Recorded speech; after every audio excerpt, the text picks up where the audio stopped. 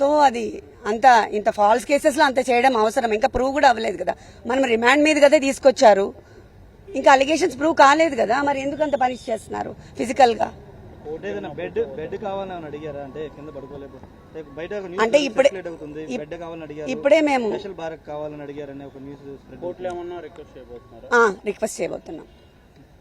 Request చేయబోతున్నాం మేము అది ఇప్పుడే, ఎందుకంటే ఆయన కింద పడుకోలేరు, కింద నుంచి లేవాలి ప్రతిసారి, జస్ట్ నేల మీద కదా, టెయిల్ బోన్ తగులుతూ ఉంటుంది కదా, టెయిల్ బోన్ మీకు అందరికీ తెలిసి ఉంటుంది, ఆ వెన్నెముకలో లాస్ట్లో ఉంటుంది, అది ఆల్రెడీ ఆయనకి ఫ్రాక్చర్ ఉంది పాపం, అదొకటి. బ్రీదింగ్ ఇష్యూస్ ఉన్నాయి, కోవిడ్ తర్వాత ఆయనకి చాలా బ్రీదింగ్ ఇష్యూస్ ఉన్నాయి, స్లీప్ యాప్నియా ఉంది. సో ఇవన్నిటికి అట్లా క్లోజ్ రూమ్ లో లాక్ చేస్తే బ్రీదింగ్ ఆడదు కదా, బ్రీదింగ్ ఇష్యూస్ ఉన్న వాళ్ళకి ఆక్సిజన్ సప్లై సరిగా అవ్వదు, అవన్నీ ఫిజికల్ గా టార్చర్ పెడుతున్నారు ఇప్పుడు. మేడం సెల్ ఫోన్ సీజ్ చేయాలి అని చెప్పి కూడా పోలీసులు కస్టడీ పిటిషన్ అడగడం జరిగింది. సో దీనికి సంబంధించి ఏం చెప్తారు? అంటే టెక్నికల్ ఎవిడెన్స్ కీలకంగా మారుతుందని చెప్తున్నారు పోలీసులు. నాకు దీని గురించి ఐడియా లేదండి.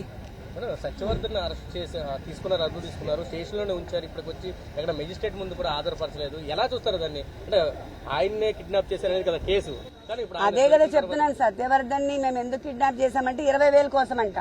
అది అసలు ఏమైనా నమ్మశక్యంగా ఉందా?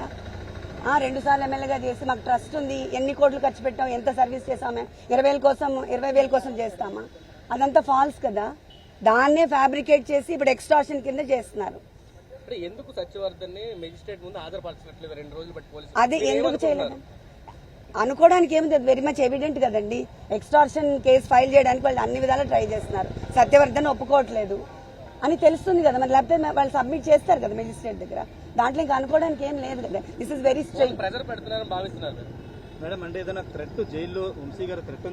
అవును, అది కూడా మేము సబ్మిట్ చేస్తున్నాం ఇప్పుడు పిటిషన్. అవును, ఇంత ఫిజికల్ గా అసలు ఏమీ లేకుండా, కేర్సే లేకుండా అలా సఫర్ చేస్తున్న ఫిజికల్ థ్రెట్ ఉంది కదా, మరి తెలియకుండా ఆయన్ని పెయిన్ఫుల్ గా చేసి అందరి నుంచి వేరు చేసి 22 hours అదేంటి ఐసోలేట్ చేసి ఒకటే రూమ్ లో పడేయడం అనేది ఎట్లయినా, ఎలా ఉంటాం మనం అంతసేపు? ఆయన అంత పబ్లిక్ లో ఉండే మనిషి. చాలా సీసీ కెమెరాలు పెట్టారని విన్నాను నేను. I don't know, I'm sorry. అదే చెప్పారు, మెంటల్ గా బాగానే ఉన్నారు, ఆయన స్ట్రాంగ్ ఉన్నారు.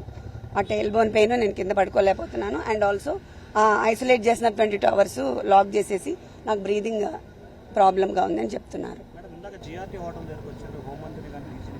నో నాకు ఐ మీన్ వివాంటాలో అండ్ నోవాటెల్లో కంప్లీట్ గా నిన్న ఆక్యుపైడ్ అంట, సో దట్స్ వై అదొకటి ఖాళీ ఉంటే నేను వెళ్ళాను.